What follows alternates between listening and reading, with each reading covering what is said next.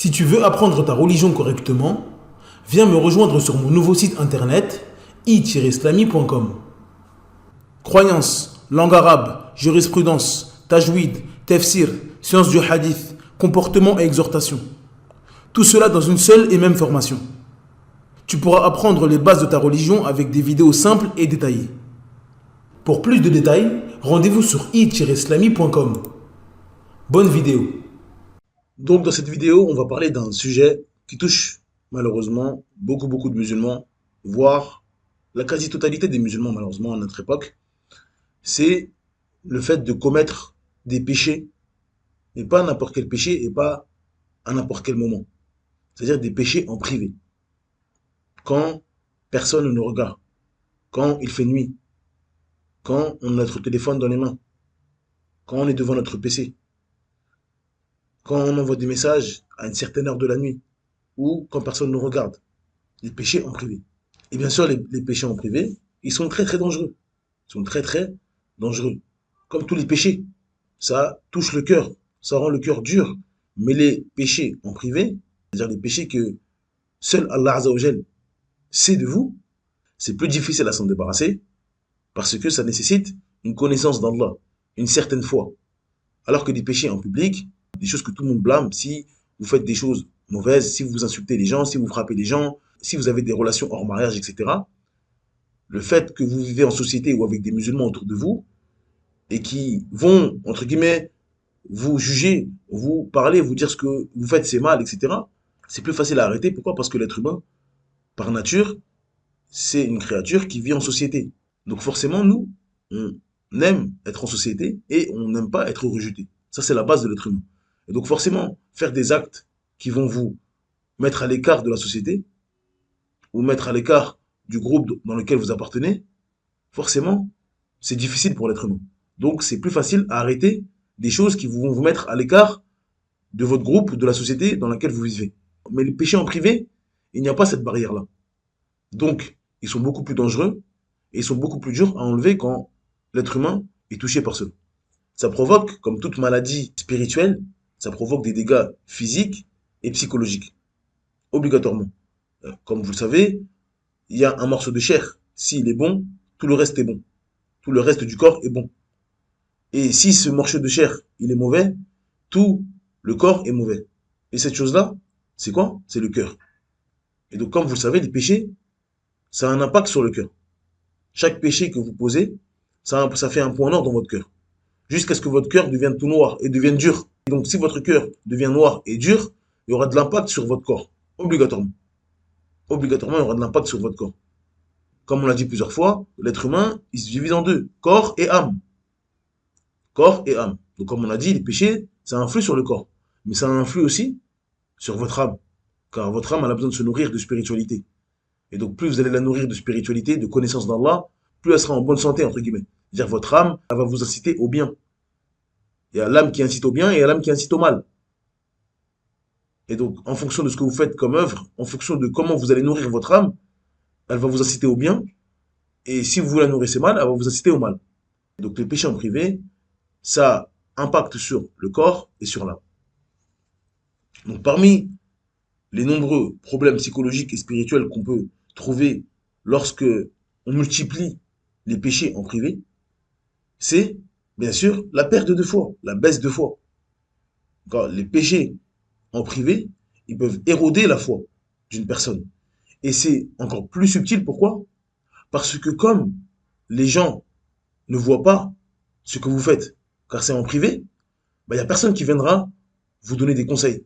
Vous dire, Harry, je vois que tu es en train de faire n'importe quoi. Ou je vois que tu ne vas plus à la mosquée. Je vois que tu as changé dans ta foi, etc. Tu pratiques plus comme avant. On peut voir ces choses-là en apparence.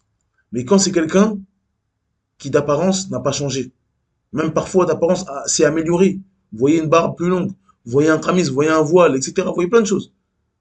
Et d'un coup, cette personne-là disparaît. Une baisse de foi. Apostasie. Ou alors, plus la sunna, l'innovation. Dans la majorité des cas, c'est les péchés en privé qui l'ont joué. Et nous, on n'a rien vu venir. C'est normal qu'on n'a rien vu venir. Parce que les péchés en privé étaient nombreux. Et en public, on voyait rien, on s'alarme pas. Même on dit Allahumma barik, le frère, machallah, la sœur, machallah. En réalité, il y avait énormément de péchés en privé. Donc ça provoque une énorme baisse de foi, comme tous les péchés. Mais il n'y a pas de rappel de son frère, il n'y a pas le rappel de la société qui vous montre que ce que vous faites c'est mal. Celui qui fait la fornication tous les jours, tous les jours, tous les jours, il va avoir une mauvaise réputation, on va mal parler de lui, ça peut le faire cogiter.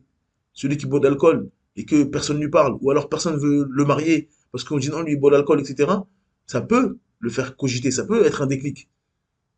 Et quand personne ne vous dit rien et que vous continuez les péchés en privé, forcément, les péchés ils vont rester, et votre cœur il va devenir dur. Et après, ça va être difficile de revenir. Et donc la deuxième maladie qui va de pair avec ce qu'on a dit précédemment, c'est-à-dire la baisse de foi, c'est la désolation du cœur, la dureté du cœur. Comme on l'a dit, chaque péché, un point noir, un point noir, un point noir. Et il n'y a personne pour nous faire le rappel. C'est-à-dire que ça dépend que de nous et de notre retour vers Allah. Et de se dire, Allah me voit. Certes, personne ne me voit avec mon téléphone dans la main. Certes, personne ne me voit quand je suis au téléphone et je parle à un tel ou à une telle. Mais Allah, il m'entend. Allah, il me voit. Allah, il m'observe. Donc ça dépend que de moi. Et donc c'est pas facile. Surtout quand on n'a pas une connaissance approfondie de son Seigneur. Donc on est dans l'insouciance. Donc bien sûr, ça provoque la dureté du cœur, la désolation du cœur. Un sentiment vide, de désespoir. On est désespéré. On a le cœur vide, on a le cœur dur. Et donc les péchés en privé, malheureusement, c'est une épreuve. Parce que ça amène d'autres péchés, encore plus grands, parce qu'on est en privé, on n'a pas le regard des gens. On peut commencer à désespérer en disant que voilà, ça fait partie de moi, c'est mon quotidien. On n'a plus envie de se battre. On n'a plus envie de se battre parce qu'on accepte ce péché et on le fait malheureusement tous les soirs, tous les jours, en privé quand personne ne le regarde. Et également, les maux que ça peut causer, c'est une obscurité spirituelle. C'est-à-dire qu'on commence à aller dans les ténèbres. Les péchés, ça voile le cœur. Et ça empêche le musulman ou la musulmane d'avoir la lumière de la religion, d'être guidé, d'être bien guidé. Le din, l'islam, c'est le chemin droit. Et donc le musulman qui est noyé dans les péchés, et surtout dans les péchés en privé, son cœur va noircir, va durcir. Et forcément, il ne pourra plus voir clair dans sa religion. C'est-à-dire que le chemin droit, le sirat al-mustaqim, c'est l'islam. C'est la religion d'Allah Azzawajal. Donc c'est un chemin droit. Et ce chemin droit, forcément, on doit le suivre à la lumière des textes. Les textes sont une lumière qui permettent de nous guider sur le droit chemin. Et donc comme ça, on continue sur le droit chemin. Et à côté du droit chemin, à droite et à gauche, il y a des diables qui veulent nous appeler à un autre chemin, à l'innovation, à la mécréance, au péché. Et donc, plus on va faire des péchés, plus la lumière de ce chemin droit va disparaître. Et après, on va commencer à voir le vrai faux et le faux vrai. C'est pour ça que quand vous parlez avec certaines personnes qui sont noyées dans les péchés, qui ont fait des péchés une base chez eux, vous parlez avec lui sur des choses qui pour vous sont claires. C'est l'islam clair. Mais c'est pas permis, ça c'est haram. Que ce soit un musulman qui fait beaucoup de péchés ou un non-musulman. Et des choses claires qui sont évidentes pour vous, pour lui, c'est incompréhensible. Vous êtes fou. Vous passez pour un fou, même vous doutez de vous des fois. Vous dites, mais attends, c'est quelque chose d'évident. Mais lui, il voit pas ça évident. Pourquoi? Parce qu'il a perdu la clairvoyance. Et cette clairvoyance-là, elle est partie avec les péchés. Son cœur, il est dur, il est fermé, il est noir. Tous les versets où Allah nous dit que les hypocrites ou les koufars, etc., ils sont muets, aveugles. Ils ne peuvent pas revenir. Leur cœur est scellé. Dans leur cœur, il y a une maladie. Il y a un cadenas. Leur cœur est rouillé. Tous ces textes, quand on lit le Coran, quand on médite sur le Coran, et on voit que Allah nous parle de certains cœurs qui sont durs, pire que de la pierre.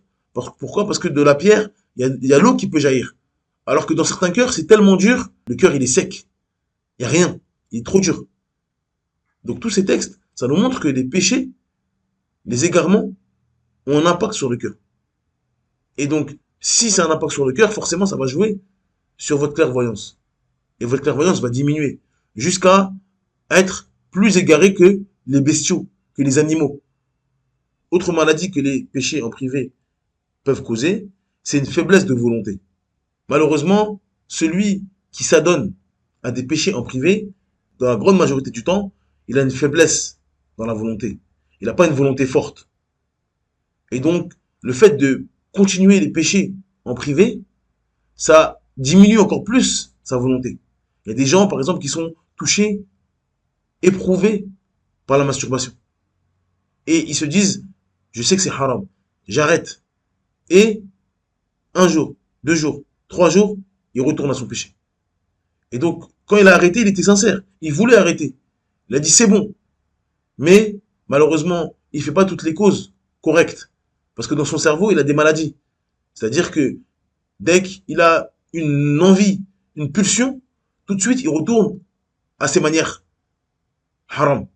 Et parfois, ceux qui veulent arrêter la masturbation, ils n'arrêtent pas les causes qui mènent à la masturbation. D'accord? Si vous avez envie d'arrêter de fumer, bah, il ne faut pas être tous les jours dans un tabac.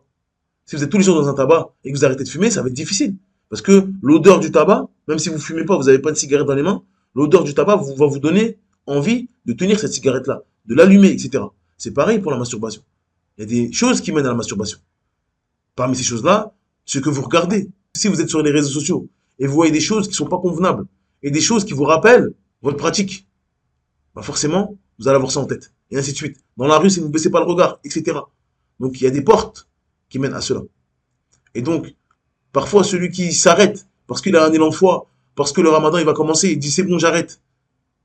Et, malheureusement, il tombe, encore une fois, alors qu'il était sincère. Le premier jour, il a dit c'est bon, alhamdoulilah, je suis guéri. Deuxième jour, je suis guéri. Et il n'a pas eu une volonté assez forte, et il est retombé. Et ça, malheureusement, ça met à plat sa motivation. Ça met à plat sa volonté. Et donc, plus il va échouer, moins il va faire d'efforts pour arrêter. Il va dire, ça y est, c'est bon, je suis touché, je suis piqué, c'est fini. Et donc, il va désespérer et sa volonté, elle va être réduite à zéro. Elle va être réduite à zéro. Parce qu'à chaque fois, il a eu de l'espoir, il est tombé. Il a eu de l'espoir, il est tombé. Et à chaque fois qu'il est tombé, son espoir diminuait. Et malheureusement, s'il multiplie les péchés en privé, sa volonté, elle va être réduite à zéro, malheureusement. Autre mal qui peut arriver lorsqu'on multiplie les péchés en privé, c'est l'isolement. Beaucoup de gens, malheureusement, quand ils s'adonnent à des péchés en privé, ils vont s'isoler eux-mêmes. Parce que Shaitan, il va jouer avec eux. On a dit, plus votre cœur, il est noir, plus il y a des péchés, plus vous êtes une proie facile pour Shaitan. Moins vous êtes préservé. Parce que il vous a insufflé des choses haram et vous l'avez suivi. Donc il a pris de la force dans votre tête. Et donc forcément, il va commencer à venir avec des paroles qu'on a déjà entendues, qu'on entend malheureusement chez beaucoup de musulmans, et c'est des causes qui arrêtent la religion, qui délaissent tout. Des paroles comme oui, tu es un hypocrite. Regarde ce que tu fais en privé, tu fais le frère, devant les frères, tu vas à la mosquée, tu passes le salam, tu fais semblant dans le Coran, entre le Maghreb et l'Aïcha, ou toi tu mets le voile dehors, etc. Machallah, les gens te respectent. Dans le quartier, ils te respectent, ils disent t'es une sœur, ils reviennent vers toi pour poser des questions religieuses. Mais regarde ce que tu fais en privé. T'es un hypocrite. Ça sert à rien ce que tu fais. Pourquoi tu vas à la mosquée alors que ce que tu fais chez toi après c'est pire, etc. Et ça commence les west. Et après, il commence à dire ah ouais c'est vrai, c'est pas cohérent ce que je fais. Donc malheureusement, dans la plupart des cas, quand il dit c'est pas cohérent, au lieu de délaisser le haram, il va délaisser le halal. Il va délaisser les bonnes actions. En oubliant que une bonne action équivaut à 10. Alors qu'un péché, Allah par sa miséricorde, il compte un péché. Alors que les bonnes actions, c'est 10. Donc quand vous faites une bonne action sincèrement pour Allah, vous avez 10 hasanat. Alors que quand vous faites un péché, vous avez un péché. Donc une bonne action et un péché dans la même journée, vous avez plus 9. Vous avez plus 9. Vous avez 10, c'est-à-dire ça équivaut à 10 bonnes actions, et vous avez un péché. Donc, dans la balance, vous avez plus 9. Dans la balance, quand on va vous juger à Al-Qiyamah, vous avez 10 bonnes actions. Donc la balance des bonnes actions, elle est plus lourde pour l'instant. Dans la journée, elle est plus lourde. Mais c'est pas comme ça qu'il vient Shaitan. Shaitan, il vient en vous grossissant le péché et en vous disant, t'es pas cohérent, t'es un hypocrite, arrête. Et donc, vous allez délaisser les bonnes actions. Et après, vous allez plus faire des bonnes actions. Et vous allez continuer les péchés. Donc vous avez 10 face à 1, vous allez retrouver avec 10 face à 2, 10 face à 3, 10 face à 4. Parce que vous avez arrêté les bonnes actions. Donc, mais vous n'avez pas arrêté les péchés. Donc, les péchés augmentent. 10 face à 5, 10 face à 6, 10 face à 7, 10, et jusqu'à ça arrive à 10 bonnes actions, 15 péchés. Et c'est là qu'il y a un problème. La balance des péchés est plus lourde. Donc, il y a un grand problème. Donc, malheureusement, Shaitan, il joue avec celui qui est éprouvé par les péchés et il le fait s'isoler. Parce que celui qui est isolé, c'est comme une brebis, c'est comme un mouton en dehors du troupeau. Et Shaitan, c'est le loup. Donc il va vous manger tout cru. On ne dit pas que l'hypocrisie ne peut pas naître. Attention. L'hypocrisie peut naître lorsqu'on fait des péchés en privé. C'est-à-dire qu'on fait beaucoup de péchés, on fait beaucoup de péchés, et après, on montre notre image. Donc déjà, il y a une petite part d'hypocrisie. On cache des choses du haram, on cache des péchés, on cache des égarements, et on montre une bonne image. Mais ces péchés-là peuvent devenir une base, ça peut amener à des problèmes de croyance et d'égarement. Donc bien sûr, le fait d'avoir, entre guillemets, une vie double, ça peut amener à l'hypocrisie. Quand on montre une façade pieuse, et en fait, en réalité, on fait des péchés en cachette, etc., ces péchés en cachette, ça peut arriver à cacher de la mécréance, cacher des égarements. Et comme vous le savez, la définition de l'hypocrite, c'est celui qui cache la mécréance et qui montre l'islam. Donc bien sûr, ça peut être une porte, et c'est très dangereux. C'est pas parce qu'on dit qu'il ne faut pas suivre Shaitan, etc. Bien sûr, il ne faut pas se laisser désespérer. Mais, encore une fois, il faut avoir peur. Les péchés, c'est dangereux. Les péchés, c'est quelque chose de très très dangereux. Donc c'est pas à prendre à la légère. Il ne faut pas se faire avoir par Shaitan, mais il ne faut pas se dire, oh c'est bon, machallah, j'ai fait des bonnes actions, donc je suis à 10, et j'ai fait 2-3 mauvaises actions, donc je suis à 10-3, 10-4, c'est bon. Aujourd'hui, c'est... Non. D'accord? Non. Parce qu'encore une fois, nous on espère qu'Allah il accepte nos bonnes actions, mais on n'en sait rien. On ne sait pas si Allah il a accepté notre prière. On ne sait pas si Allah il a accepté notre jeûne. Donc on peut croire qu'on est à 10 alors qu'on est à 0. Nous on ne sait pas. Donc comme on ne sait pas, on fait beaucoup d'œuvres et on essaie d'être sincère le plus possible. On demande à Allah d'accepter nos œuvres qui sont manquantes, qui ont beaucoup de faiblesses, beaucoup de diminutions, on demande à Allah d'accepter. On ne se repose pas sur nos lauriers. C'est la meilleure façon de se retrouver le jour du jugement vraiment, vraiment étonné. C'est pour ça qu'Allah, parmi les noms du jour du jugement, c'est At-Tarabun, la grande perte. Des gens, ils vont avoir une grande perte. Imaginez-vous, vous pensez avoir un petit pactole, vous pensez que c'est bon, vous avez assuré vos arrières, et au final, rien du tout. Des péchés. Vous avez oublié que parmi les péchés, vous avez fait de la médisance. Vous avez mal parlé sur un tel. Vous avez oublié que le jour du jugement, bah, cette personne-là, eh ben, vous allez lui donner de vos hasanets. Donc vous dites, ouais, je suis à 10, je suis à 10,5, je suis à 10,4. Oui, mais tu vas donner tes hasanets. Une par-ci, une par-là, etc. Et tu vas te retrouver à 0,5. Et parfois, ça va pas suffire. Tu as fait tellement de médisance, tu as été tellement injuste, tu as volé par-ci, tu as volé par-là, etc. que tu n'auras même plus de bonnes actions à donner. Les gens ils viendront, ils te mettront des péchés sur le dos. Leurs péchés, ils te les mettront sur le dos. Donc tu étais à 10,5, tu vas te retrouver à 0 bonnes actions contre 100 péchés. Parce qu'on t'a mis des péchés sur le dos. Donc attention, c'est quelque chose de très dangereux. Donc ça peut effectivement amener à l'hypocrisie. Il n'y a aucun doute là-dessus. Et également, ça peut amener à l'orgueil. Le fait de faire des péchés en privé, malheureusement, ça peut amener au fait de croire qu'on est à l'abri du stratagème d'Allah. Même si on le dit avec notre bouche, Allah nous voit, mais dans nos actes, c'est comme si Allah ne nous voit pas. Parce que si tu fais plein de péchés en privé et que tu les fais pas en public, c'est que tu crois que personne ne te voit. Pourquoi tu les fais pas en public? Parce que tu dis non, on va me regarder, non, le regard des gens, non, quand même, on peut pas faire ça en public, ça se fait pas. Donc, tu sais que les gens te voient. Mais pourquoi tu fais en privé alors? Parce que tu as oublié qu'Allah te voit. Tu l'as dit avec ta bouche, mais tu as oublié. Et vous savez très bien ce que c'est l'ihsan. L'ihsan, c'est adorer Allah comme si on le voyait. Certes, si on ne le voit pas, lui nous voit. C'est ça l'ihsan. Donc, ça peut amener à l'orgueil. Et se croire à l'abri du stratagème d'Allah Azzawajal et de mépriser les gens parce qu'ils nous disent des vérités, etc. Et on s'oublie nous-mêmes. On oublie qu'on fait des péchés en privé, quand personne nous voit.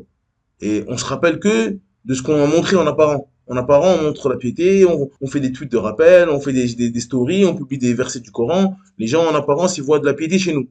Et donc, on peut prendre ça comme une base. J'agis de la même manière que les gens me voient. Comme un pieux, comme une pieuse. En oubliant que, le soir, je fais des choses qui sont haram. Et donc, je vais commencer à m'enorgueillir et à oublier ce que je fais tous les soirs avec mon téléphone, avec mon PC, ou quand je suis avec mes amis, ou quand je suis en soirée, ou quand... N'importe. Chacun sait ce qu'il fait quand il est à l'abri des regards. Ou quand il pense être à l'abri des regards. Parfois, ce qui est voulu en privé, c'est pas forcément quand il n'y a personne. Ça peut être également quand on est loin de sa communauté. D'accord? C'est-à-dire que vous êtes musulman, vous êtes pieux, vous marchez avec des frères qui sont en mosquée, etc. Et ces gens-là, ils ne fréquentent pas certains endroits. Et vous allez dans d'autres endroits où ce que vous allez faire, c'est le haram, par exemple, en soirée, en boîte de nuit, au restaurant, boire d'alcool, etc. Dans l'endroit où vous êtes, c'est pas blâmable. Donc vous n'avez pas peur du regard des gens. C'est comme si vous êtes tout seul, en fait. Vous êtes en dehors de la communauté de la journée. ou vous allez à la mosquée, etc. Donc c'est à l'abri des regards de votre communauté. Ou avec une personne. Par exemple, celui qui fait la fornication, il n'est pas en privé dans le sens où il n'y a personne avec lui. Il est bien avec quelqu'un, il fait la fornication avec quelqu'un. Mais ce quelqu'un-là, c'est pas quelqu'un qui va le blâmer quand il va faire ça. Donc il se sent à l'abri du stratagème d'Allah Azza wa Jal. Et bien sûr, il y a évidemment beaucoup d'autres mots. Le fait déjà de faire beaucoup de péchés en continu, de ne pas s'arrêter, d'être négligent dans les obligations qu'Allah a prescrites, etc. Tout ça, c'est des mots qui sont très dangereux pour le cœur et pour le corps. Donc les remèdes qui peuvent permettre aux musulmans de guérir de cela, c'est bien sûr les noms d'Allah Azza wa Jal qui ont un lien avec la science parfaite d'Allah Azza wa Jal. Donc lui, il doit faire beaucoup d'efforts sur ces noms-là. Tous les noms qui ont un lien avec la science parfaite d'Allah Azza wa Jal, la connaissance parfaite d'Allah Azza wa Jal. Pourquoi? Parce que celui qui fait des péchés uniquement en privé, c'est qu'il y a un manquement dans la connaissance d'Allah. Même s'il le dit avec sa bouche ou il le sait dans la tête, mais dans la réalité des faits, il y a une ignorance. Il oublie qu'Allah, il voit tout. Donc Allah, c'est Al-Basir, celui qui voit tout, toute chose. Donc il te voit. Il voit ce que tu fais, même si tu es dans le noir, même s'il n'y a personne, même si tout le monde dort autour de toi, même si tu supprimes tes historiques, même si tu supprimes tes conversations. Allah, il a vu tout ça. Al-Basir, celui qui voit toutes choses. Al-Alim, celui qui sait toutes choses. Les choses apparentes et cachées. Les choses que tu n'as pas dites, que tu as pensées dans ta poitrine. Allah, il sait tout ça. Al-Alim, l'omniscient, il sait toutes choses. Allah, c'est Al-Raqib, celui qui t'observe. Il t'observe. Il te regarde. Il te regarde, Allah Azza wa Jal. Il voit ce que tu fais. Quand tu penses que personne ne te voit, Allah te voit. Il t'observe. Il te regarde. Et sache que dans ce bas monde-là, tu es dans un monde où tu œuvres sans être jugé. Tu fais, tu fais, tu fais, et tu n'es pas jugé. Mais il arrivera un moment où tu ne pourras plus rien faire. Et tu seras jugé. Et on va témoigner contre toi. Ne crois pas que tu es seul. Même quand tu penses être seul, tu n'es pas seul. Même quand tu penses être seul, tu n'es pas seul. Autre nom d'Allah sur lequel il faut méditer, c'est Al-Shadid ou l'Iqab. Allah Azza wa Jal, c'est celui qui est dur en punition. Il est dur en punition. Il est dur en châtiment. Il est dur en châtiment, Allah Azza wa Jal. Le châtiment d'Allah, il est dur. Ô toi qui t'isoles pour faire des péchés, avec ta langue, avec tes mains, avec tes yeux. Ô toi qui t'isole, médite sur le nom d'Allah. Shadid ou l'Iqab. Allah Azza wa Jal, il est dur en punition. Le châtiment d'Allah est dur. Lis les versets sur l'enfer. Médite dessus. Et donc c'est pour ça que nous, on ne doit jamais, jamais, jamais dire mais comment ça se fait qu'un tel, s'il meurt, il va en enfer? Pourquoi il va en enfer lui? Etc. Allah, certes, il est dur en châtiment, mais il est juste. Allah, il est juste. Il n'y a pas une personne qui va aller en enfer si c'est pas mérité. Et vous, vous ne savez pas ce que les gens ils font en privé. Vous ne savez pas ce que les gens ont dans la poitrine. Et donc celui qui est éprouvé par les péchés en privé, alors qu'il a une image en public, lui il sait très bien que des gens peuvent croire des choses à propos de vous. Vous pouvez avoir une image extérieure et vous savez très bien ce que vous faites en privé. Et ce que vous faites en privé, à votre avis, c'est des actes qui méritent le paradis ou l'enfer? Qui méritent les bienfaits du paradis ou le châtiment de l'enfer? Vous savez très bien. Et pourtant, si on dit aux gens qui vous connaissent de la mosquée ou des gens qui vous connaissent sur Twitter parce que vous faites des rappels, etc., où il va aller lui? Ils vont tous dire, bah, machallah, c'est un musulman, il va aller au paradis, etc. Mais vous savez que vos actes méritent l'enfer. Donc nous, avec notre science limitée, on n'a pas à dire pourquoi Allah n'a pas mis lui au paradis, pourquoi eux vont en enfer. Allah, il est juste. Si une personne entre en enfer, même votre propre mère, votre propre père, si il meurt mécréant, dites pas, Ya Allah, pourquoi tu l'as pas guidé? Il faisait rien de mal. Il était bon, il était doux. Vous savez pas ce qu'il y a dans son cœur. Même votre propre mère, votre propre père, vous savez pas ce qu'ils font en privé. Vous savez pas ce qu'ils ont dans la poitrine. Donc vous, en tant que musulman, vous devez toujours avoir un bon soupçon vis-à-vis d'Allah Azza wa Jal. Avec la certitude qu'Allah, il est juste. Allah, il est bon. Donc forcément, si une personne va en enfer, c'est que c'est une chose méritée. Et on ne met pas en doute la sagesse d'Allah Azzawajal et la justice d'Allah Azzawajal. Parce que on a juste à se l'appliquer sur nous, les actes qu'on fait, les pensées qu'on fait en privé, quand personne ne nous voit, à l'abri des regards, et l'image que les gens ont de nous, on voit qu'il y a toujours une différence. Peut-être pas une différence de mécréance à un musulman, mais peut-être une différence de Mashallah le frère, Mashallah la sœur, et en réalité, c'est moins Mashallah que ça. Qu'Allah nous facilite, qu'Allah nous réforme. Mais il ne faut pas rentrer dans cette porte de Shaitan qui dit regarde ce qu'Allah il a fait, comment ça se fait que ton père, comment ça se fait que ta mère, comment ça se fait qu'un tel est mort mécréant, alors que moi j'ai toujours vu bien, souriant, etc. Et il y a des musulmans, ils font des choses pas bien, etc. Ils sont musulmans et eux on va dire qu'ils vont au paradis, etc. On dit le musulman il va au paradis et le mécréant il va en enfer. Si une personne entre en enfer, on dit que Allah il est juste et donc c'est que cela était mérité. Ça, c'est notre certitude. On y croit dur comme fer. Douter de cela, c'est douter de la justice d'Allah Azzawajal et la sagesse d'Allah Azzawajal. Donc, pour résumer et conclure, le remède qu'on pourrait prescrire à celui qui est malade de cela, c'est d'augmenter la crainte d'Allah, la peur d'Allah. Comme vous le savez, on adore Allah avec trois choses. Avec amour, avec espoir et avec crainte. Et bien sûr, il faut adorer Allah avec les trois. S'il y en a un qui manque, on va s'égarer. Si on adore Allah avec un seul, on va s'égarer. Si on adore Allah que avec la crainte, on va s'égarer. On aura peur, on aura peur, on aura peur, on aura peur, jusqu'à ce qu'on va désespérer. Et on va s'égarer. Si on adore Allah que avec l'amour, on va avoir de l'amour, on va avoir de l'amour, on va avoir de l'amour, on va exagérer, on va faire des bid'ah. On n'aura pas cette limite qui est la peur. La peur est une limite, la peur c'est une frontière. Quand on a peur du vide, on ne s'approche pas de la falaise. Si on a peur de rien, la falaise c'est rien du tout. C'est un obstacle facile à franchir. Et bien sûr, l'espoir. Et bien sûr, si on adore Allah que avec l'espoir, on va dire Allah est miséricordieux, on va faire plein de péchés, on va dire Allah est miséricordieux, Allah il pardonne, Allah rahim, etc. Comme les Mourjias. La foi c'est dans le cœur, etc., etc. Donc nous on adore Allah avec trois choses. L'amour qui est le moteur. Pourquoi tu pries? Parce que j'aime Allah. Pourquoi tu jeûnes? Parce que j'aime Allah. Ça c'est l'amour. Mais la peur également. Pourquoi tu pries? Parce que j'ai peur qu'Allah me châtie si je ne prie pas. Pourquoi tu jeûnes? Parce que j'ai peur qu'Allah me châtie si je ne jeûne pas. Et ainsi de suite. Et l'espoir. Pourquoi tu pries? Parce que j'espère qu'Allah va me placer parmi les prières et va me récompenser pour cela.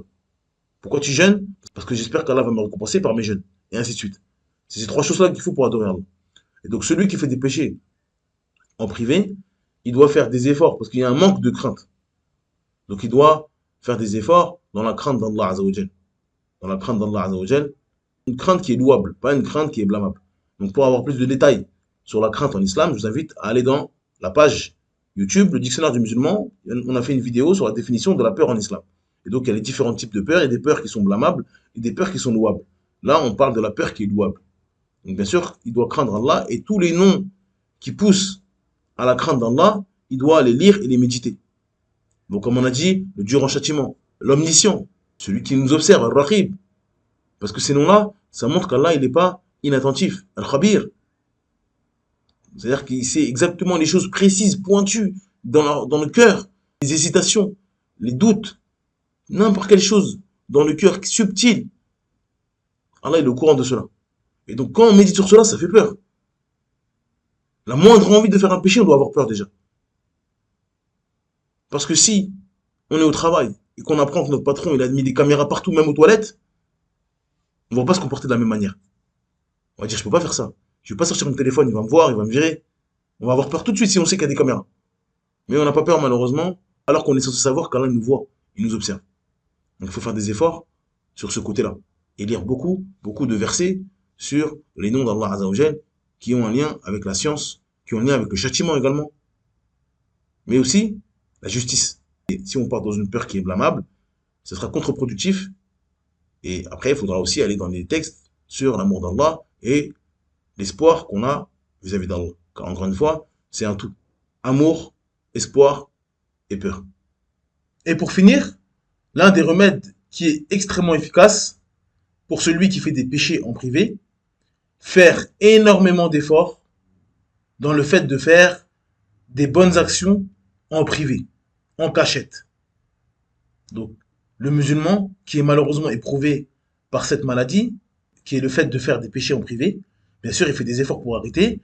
Il invoque Allah Azzawajal, beaucoup d'invocations. Il invoque Allah Azzawajal par ses noms et ses attributs. Et également, il fait beaucoup d'efforts dans le fait de faire des actions en privé, des bonnes actions en privé. Donc, c'est des aumônes en privé. Il invoque en privé. Il se lève la nuit à des moments où tout le monde dort, personne ne le voit. Et il fait beaucoup d'efforts pour faire des adorations en privé. Cacher des bonnes actions. Se laisser une petite part d'adoration que personne ne connaît. Il n'y a que Allah Azzawajal qui est au courant de ce qu'il fait et lui-même. Même sa femme, même ses enfants, personne ne sait qu'il allait donner des aumônes tous les jours, tous les soirs, il allait nourrir des pauvres, etc. Il fait en sorte de faire des actions à l'abri des regards. Donc si il fait, comme on a dit, beaucoup d'invocations, il invoque beaucoup Allah pour arrêter de faire ses péchés en privé, il fait des causes, toutes les causes possibles pour arrêter cela. Et en opposition, bien sûr, il fait beaucoup de bonnes actions en cachette.